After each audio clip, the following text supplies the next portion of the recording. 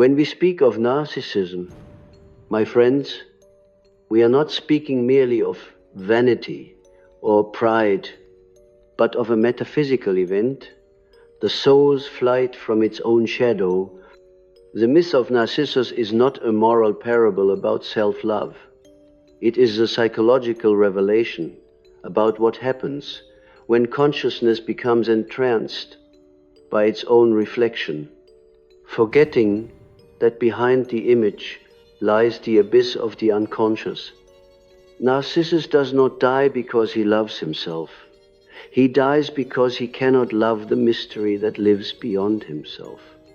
He becomes trapped in the mirror, imprisoned within the boundaries of his own image.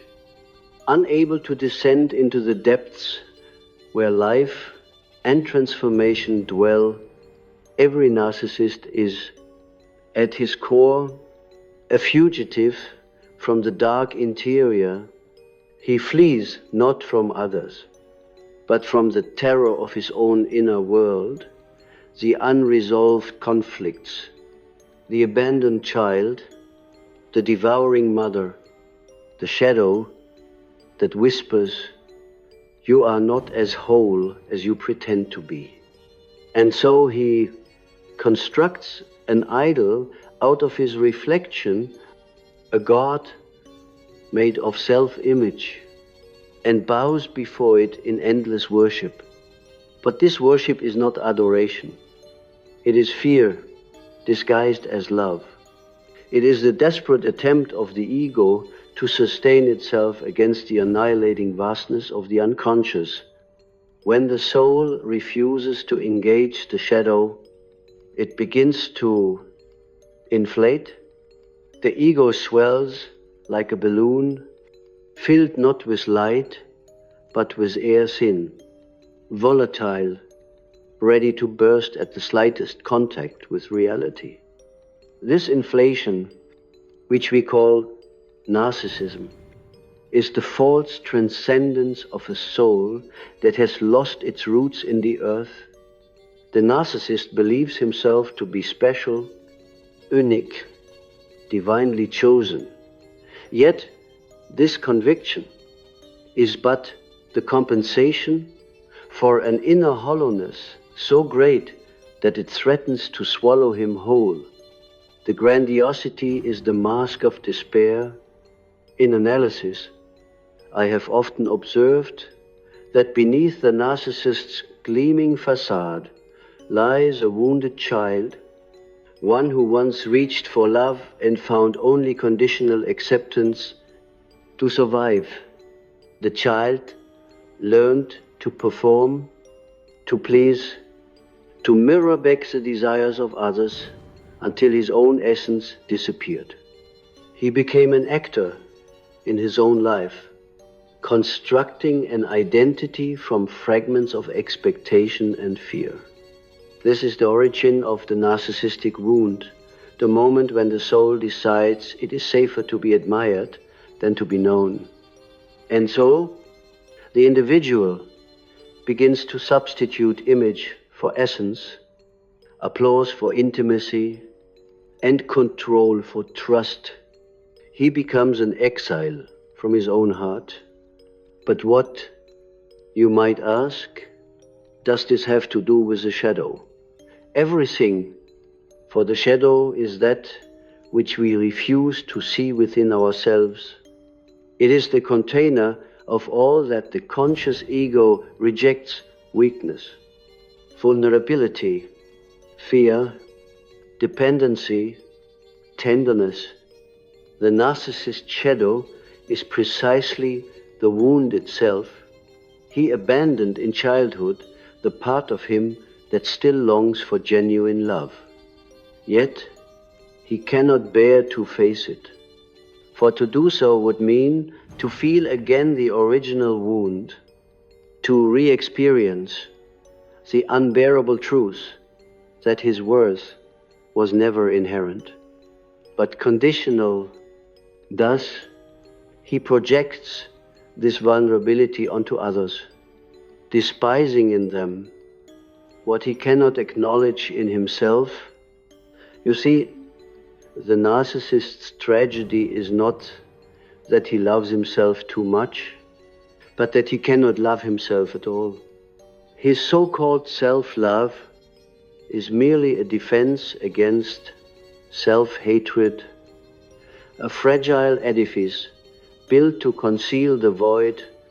He looks into the mirror not to admire, but to confirm that he still exists. The reflection reassures him, I am real, I am powerful, I am seen. But each time he looks, the reflection becomes more distant, more artificial, until one day he no longer recognizes the image staring back. The soul, having been denied its depths, begins to fracture. What remains is a mask, animated, charming, impressive. But behind it, the abyss yawns silently. The myth tells us that Narcissus falls in love with his reflection and dies by the pool. But what if this death is not merely a punishment? What if it is initiation?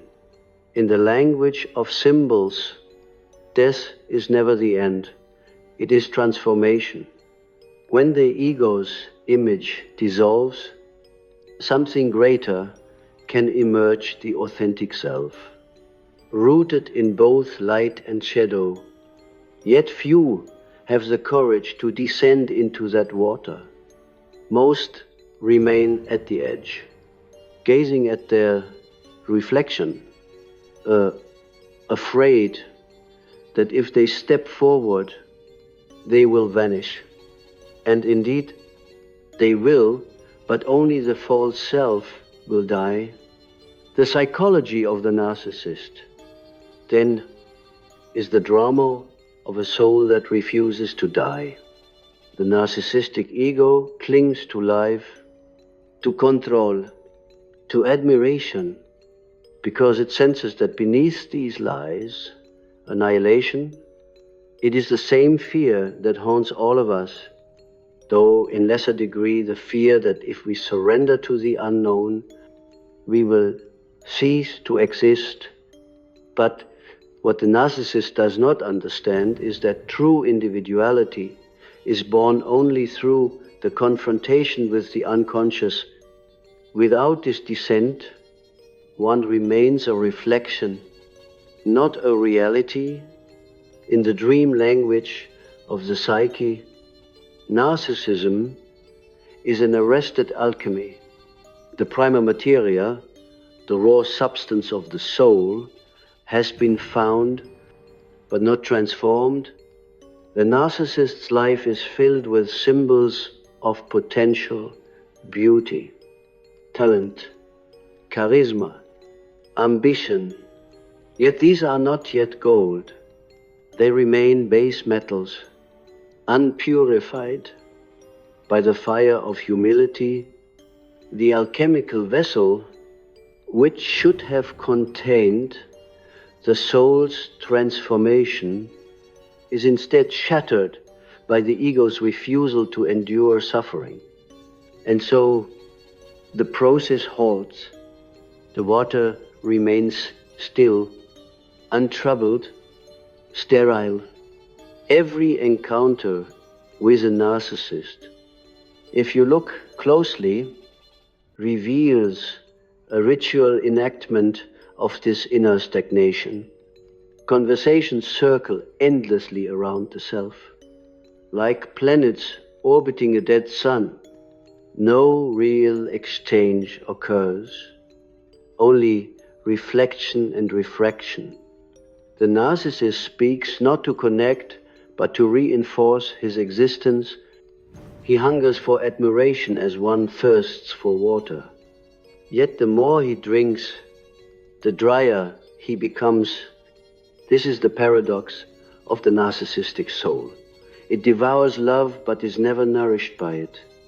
For what it consumes is only the reflection, never the substance. And yet, we must not condemn him, for within the narcissist lives a sacred drama, the same drama that unfolds within each of us. Who among us has not feared the shadow, has not sought safety in the light of admiration, has not built masks to avoid the pain of authenticity? The narcissist is merely a more vivid expression of the collective human condition, the exile from the self. His disease is ours, magnified to visibility through him. The psyche displays its own pathology for all to see. In a dream, I once saw a man standing before a mirror. His reflection was radiant, almost divine. But as I looked closer, I noticed that his body cast no shadow. He lived entirely in the light of his own projection. Then the mirror cracked, and from the fissure emerged a dark shape, a figure with the same face, but eyes full of sorrow. The man turned away in terror, but the shadow embraced him, whispering, "You cannot be whole until you love what you have rejected." This, my friends, is the dream of every narcissist, the dream of reunion with the lost twin, the shadow self. If the narcissist could only understand that the love he seeks from others is the love he has denied himself, the healing could begin. But such realization is rare, for it requires the death of the persona, of the collapse of the image, upon which the entire psychic structure depends. Most resist until life itself delivers the blow, failure, rejection, illness, or loss. Only then, when the reflection shatters completely, does the possibility of rebirth arise. For in the ruins of the false self lies the seed of the true. The process of healing, then, is not the inflation of self-esteem, as modern psychology might suggest, but the integration of the shadow. One must descend into the underworld, confront the darkness, and bring it into consciousness. This descent is not comfortable. It is the crucifixion of the ego. But without it, the soul remains imprisoned in its reflection. Only by embracing our limitations, our fears, our wounds, can we rediscover the depth that narcissism denies. To heal from narcissism is to return to the body, to the earth, to the humility of being human. It is to rediscover the sacred imperfection of existence. The narcissist, you see, wants to be a god, unblemished and adored. But the true God image within the psyche is not perfection, it is wholeness. Wholeness includes both light and dark, both power and vulnerability. It is not the denial of the shadow, but its integration. The narcissist's journey, if he undertakes it, leads not to more admiration, but to compassion for himself and for others. The moment he can look into the mirror and see both beauty and brokenness, the spell is broken. The reflection becomes transparent, and through it, the soul glimpses the self, the eternal center that is neither inflated nor diminished, but simply is. In that moment, the water begins to move again.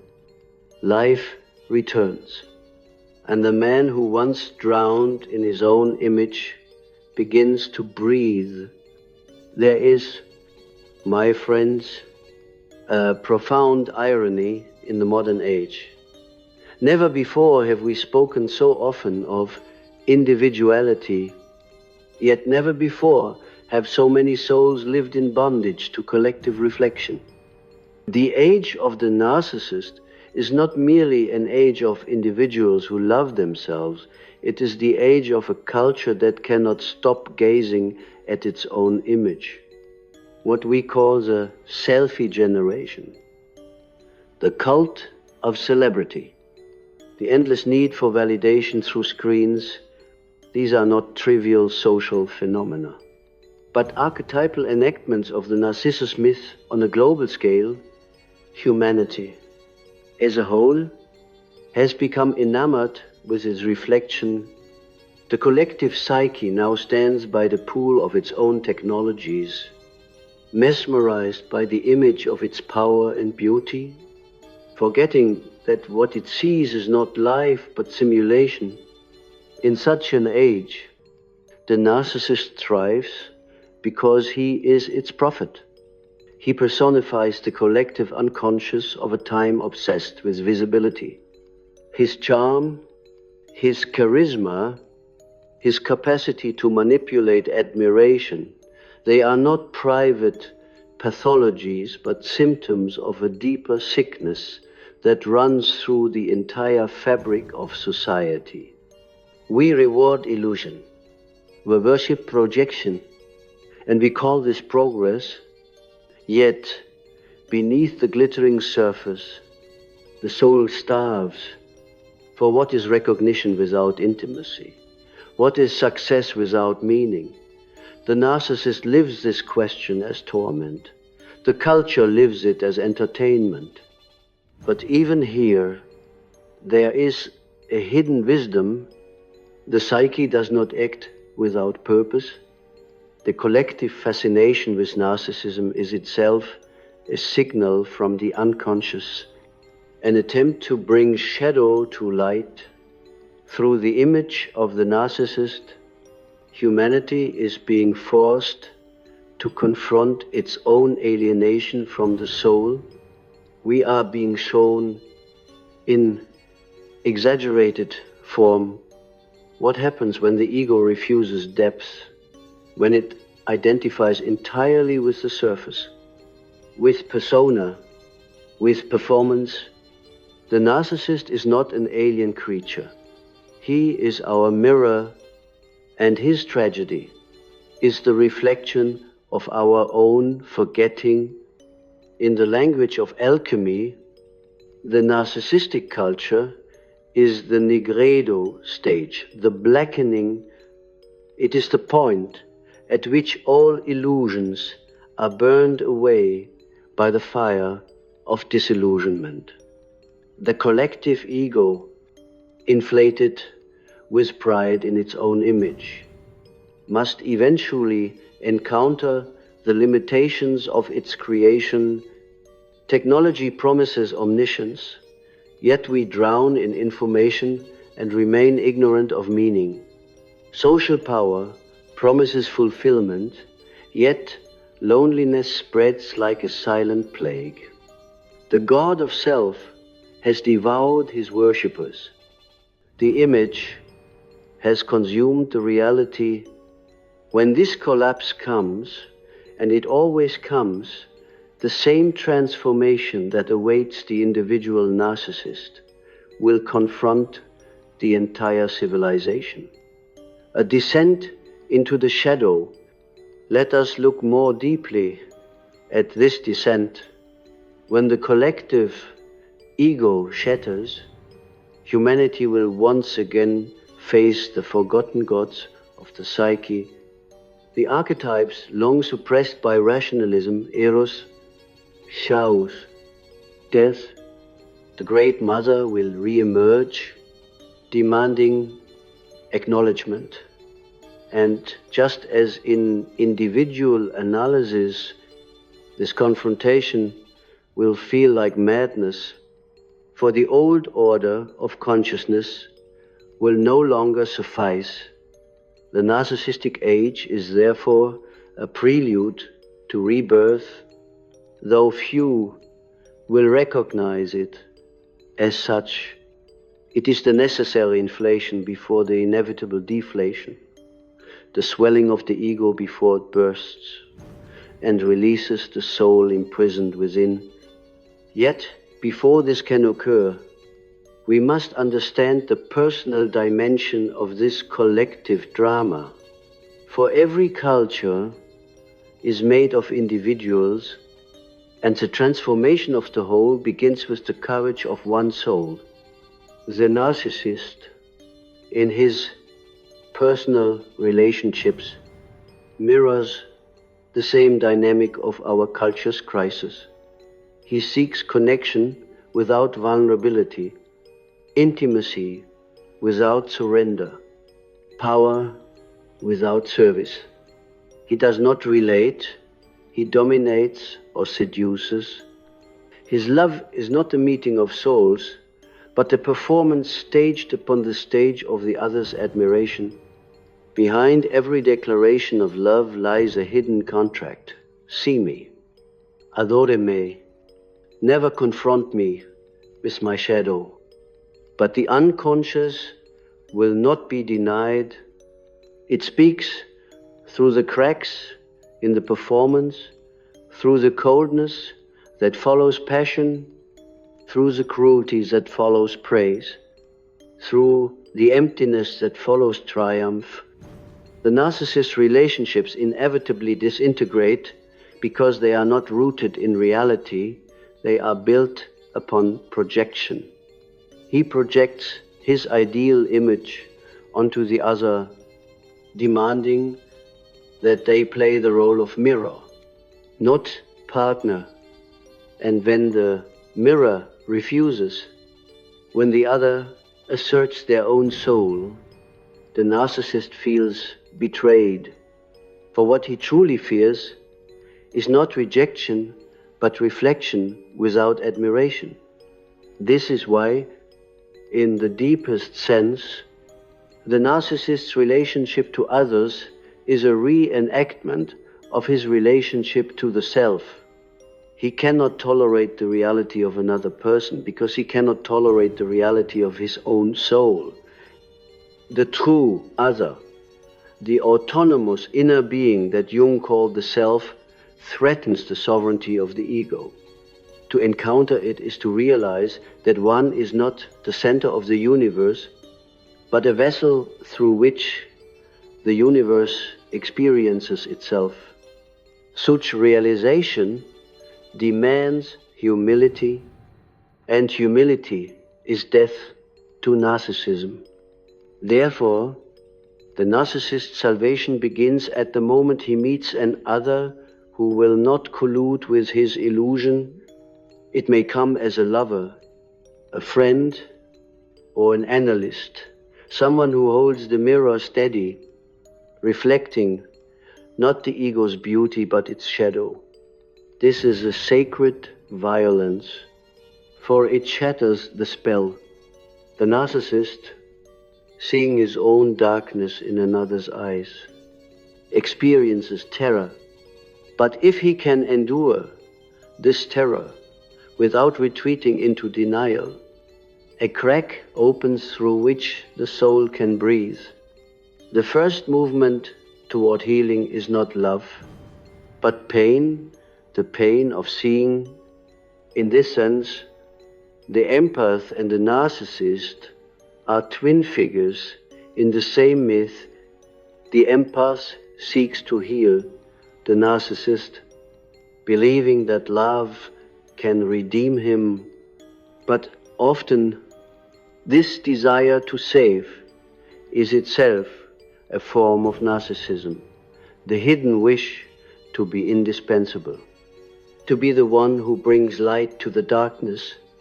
The dance between empath and narcissist is the dance between healer and wounded child, savior and victim, ego and shadow. Each seeks in the other what they have lost in themselves. The empath's compassion is often the mirror of the narcissist's wound.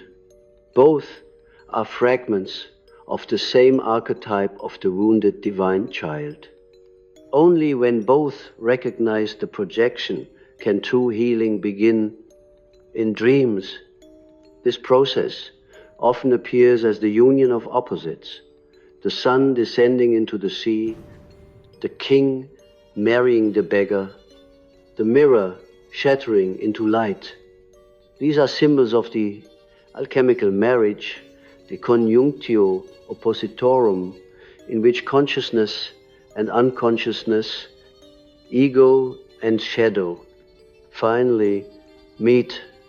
The narcissist path, if he dares to walk it, leads through precisely such a union. He must descend into his own darkness, embrace the child he once abandoned, and reclaim the power he once projected onto others. This is not a path of self-esteem, it is a path of self-sacrifice. The ego must die so that the self may live. Do not misunderstand. This death is not annihilation, but transformation. In the deepest sense, the narcissist's grandiosity is the distorted echo of a divine truth that within each human being lies something eternal, something godlike. But the ego, unable to bear the immensity of this reality, inflates. Instead of integrating, it claims divinity rather than embodying it. Thus, the narcissist's fall from grace is also his potential for redemption. For when he finally surrenders the illusion of being God, he may at last encounter the living God within the self, the center that holds all opposites in unity. And so the question arises, can a narcissistic culture be healed? Can humanity, addicted to its reflection, rediscover its soul? The answer, paradoxically, lies in the very technologies that enslave us. For every image that isolates us also reveals our longing for connection. Every post, every performance, every search for validation is, in its distorted way, a prayer for recognition, a yearning to be seen, not as an image, but as a being. If enough individuals awaken to this yearning and redirect it inward, toward the inner image, the archetype of the self, the collective too, will begin to turn. The work, therefore, is both personal and cosmic. Each act of self-awareness contributes to the healing of the whole. When one person withdraws projection, when one soul dares to love its own shadow, the mirror of the collective trembles, the water ripples, the reflection shifts, and through that opening, light enters. There comes a moment, inevitable and sacred, when the mirror breaks. For some, it is the quiet despair that settles after too many triumphs. For others, it is the unbearable loneliness of a life lived entirely in performance. The applause fades, the faces disappear, and the narcissist finds himself alone in the silence he has avoided all his life. At first, he feels only terror, without the reflection. Who is he, without the gaze of others? What remains? This is the moment of psychic crucifixion, the point at which the false self dies, and the true work of the soul begins. In the language of alchemy, this death corresponds to the mortificatio, the putrefaction of the prima materia, Everything that was once radiant begins to decay. The images that sustain the ego lose their power. The gold turns to ash. The narcissist's inner kingdom collapses, and he stands amid the ruins of his own myth. But within this decomposition lies the seed of transformation, for when the image dies, the reality hidden beneath it can finally breathe. You see, the narcissist's fall is not punishment, it is initiation. The soul, long exiled in the unconscious, uses collapse as a doorway. Suffering, which the ego perceives as destruction, is the very mechanism by which the self reclaims its rightful place. The narcissist's anguish, his shame, his unbearable sense of smallness, these are not enemies but teachers. Each humiliation is a descent into the underworld, each loss a passage toward integration. The ancient alchemists understood this. Without dissolution, there can be no coagulation. Without death, nor rebirth. At this stage, dreams often become vivid, almost luminous. The unconscious begins to send images of water, of fire, of mirrors breaking, of children lost and found. These are not random, they are messages from the self. The psyche speaks in symbols, and when the ego finally quiets, it whispers its instructions. One must attend to these whispers with reverence, for they guide the soul through the labyrinths. The narcissist, who once sought external admiration, must now turn inward, learning the difficult art of self-compassion, not indulgence, not flattery, but compassion, the willingness to sit with one's own imperfection without judgment. This is where eros returns, not the eroticism of conquest or possession, but the eros of connection, the force that binds opposites and heals division. In the narcissistic state, eros was frozen, trapped in the mirror, unable to flow toward others. But as the ego dies, the heart begins to thaw. The individual discovers, often for the first time, the capacity to feel without performance. Tears come, grief arrives, not for lost admiration, but for lost authenticity.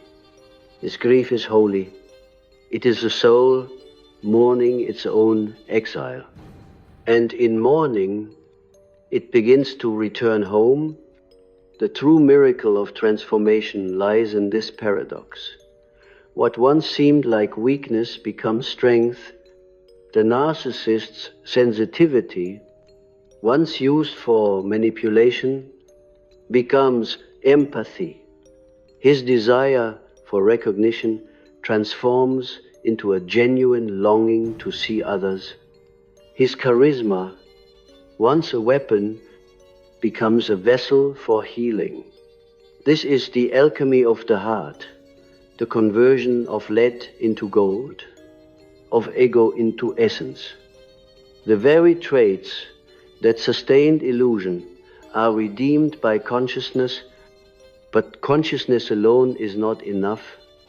The transformation demands relationship. Just as alchemy requires the union of elements, so too does the psyche require communion. The narcissist cannot heal in isolation, for isolation was his disease. He must risk intimacy, not the counterfeit intimacy of seduction, but the authentic encounter of vulnerability. This is the crucible of eros. where the soul learns to give and receive without control. Each act of openness is a small death, a surrender of mastery. Yet it is through these deaths that love becomes real. I have often said that where love reigns, there is no will to power, and where power dominates, love withdraws. The narcissistic psyche is ruled by power, the need to control perception, emotion, narrative. But as the ego dissolves, a new law emerges, the law of the self, which governs through wholeness, not domination. Under this law, the individual no longer seeks to be special, but to be real. He no longer fears the shadow, for he has seen that the shadow is not evil, but incomplete light. At this stage, an extraordinary thing occurs. The individual begins to sense the presence of something vast within him, a silent intelligence that observes, guides, and loves without condition. Jung called this the self, the God image within. It is not the inflated God of the ego, but the living center of the psyche, the axis around which consciousness and unconsciousness revolve. To encounter it is to realize that one's life has always been guided by a deeper pattern, a hidden order woven through every joy and wound. The narcissist's journey, when completed, leads not to humility alone, but to awe. He discovers that the power he once sought to claim already dwells within him as grace. The grandeur he projected outward now reveals itself as an inner majesty, quiet, radiant, unassuming. He no longer needs to be admired, for he has become transparent to the divine. The mirror no longer reflects an isolated self, but the dance of light and shadow that is the totality of being. From this state arises compassion, not as sentiment but as vision. To see oneself clearly is to see humanity clearly. The healed narcissist becomes paradoxically a healer, a mirror that reflects without distortion. He understands suffering because he has walked through it. He understands vanity because he has lived it. And so his presence itself becomes medicine. The same charisma that once imprisoned others now liberates them, for it is no longer born of hunger, but of wholeness. Such individuals, though rare, appear throughout history. They are the mystics who speak of union after despair, the artists who transform pain into beauty, the teachers who speak not from superiority but from integration. They remind us that the purpose of suffering is not punishment but realization. Through the narcissist's descent, humanity glimpses its own potential for redemption, for in each of us lives the same drama, the flight from shadow, the fall into reflection, the death of the image and the birth of the self. And perhaps this is the deepest meaning of the myth. Narcissus does not die in vain. His death at the pool is the death of illusion, and from his body springs the flower that bears his name, a symbol of renewal. The flower bends toward the water, not to worship its reflection, but to draw nourishment from the depths. In this way, the myth completes its circle. What began as fascination ends as reverence. The soul that once fled from shadow now kneels before it, understanding at last that only through darkness can the light be known. And so, my friends, we arrive at the final act of this sacred psychodrama, where the soul that once fled from its own reflection begins to turn inward again, not in fascination, but in reverence for what we have called narcissism in the individual is but the microcosm of a larger cosmic event. The human ego awakening to its separation from the totality of life. Every narcissist is an image of the human condition itself, an archetype of the modern spirit that has mistaken self-awareness for self-possession, consciousness for control, individuality for isolation. The narcissist sickness is humanity's initiation. In every age, there is a myth that mirrors the psyche's current struggle. The myth of Narcissus is ours. We, as a species, have gazed into the mirror of our creations, our science, our art, our technologies, and fallen in love with what we see. We have built gods in our own image. Progress, reason, autonomy, and like Narcissus, we have mistaken the reflection for reality. We have forgotten that beneath the mirror lies the living water, the unconscious, the soul of the world, the anima mundi. The earth trembles, nature recoils, relationships disintegrate, all symptoms of a consciousness that has inflated itself beyond the bounds of balance. The collective ego, like the individual narcissist, hovers on the brink of collapse, yet even here, in this seeming catastrophe, the self is at work. The unconscious has a strange and often merciless way of restoring equilibrium. When the ego expands too far, life arranges circumstances to humble it. The Tower of Babel falls, the empire crumbles, the reflection cracks. Humanity now stands before such a moment. The ecological, spiritual, and psychological crises of our time are not random. They are the psychic compensation for centuries of inflation.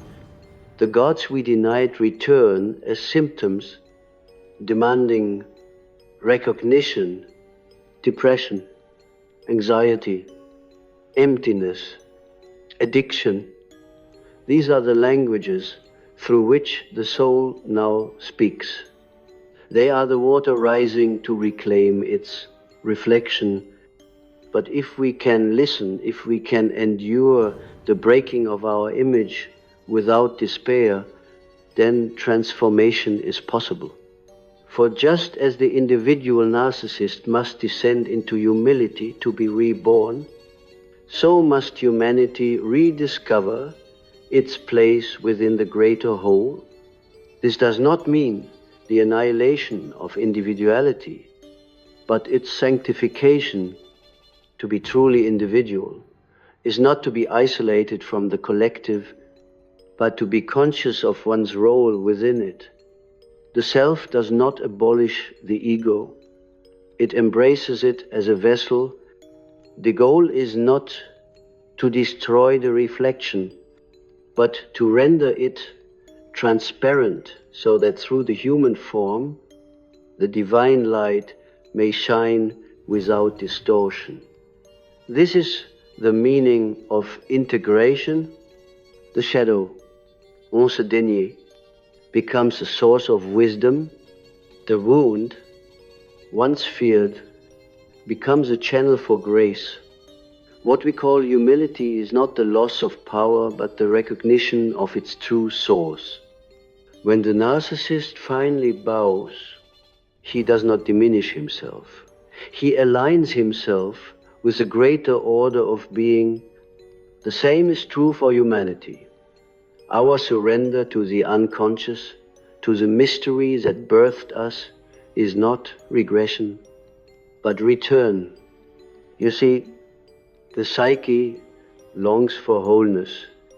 It will lead us through crisis and contradiction. Towards that end, the narcissists fall into despair, his confrontation with emptiness, his eventual surrender. All these are rehearsals for the collective transformation of consciousness. The old gods of power and pride must die so that the new God of wholeness may be born. This new consciousness will not separate heaven from earth, mind from body, self from other. It will see through the illusion of opposites. It will understand that light and shadow are not enemies, but lovers eternally intertwined. Such understanding cannot be taught. It must be suffered into being. The narcissist's journey is a crucible, precisely because the ego must feel its own limits before it can glimpse the infinite. The same applies to civilization. We must exhaust every illusion of control, every fantasy of perfection, before we can awaken to the deeper harmony that has always been here. Only in the ruins of our mirrors can we discover the face that was never reflected, the face of the self.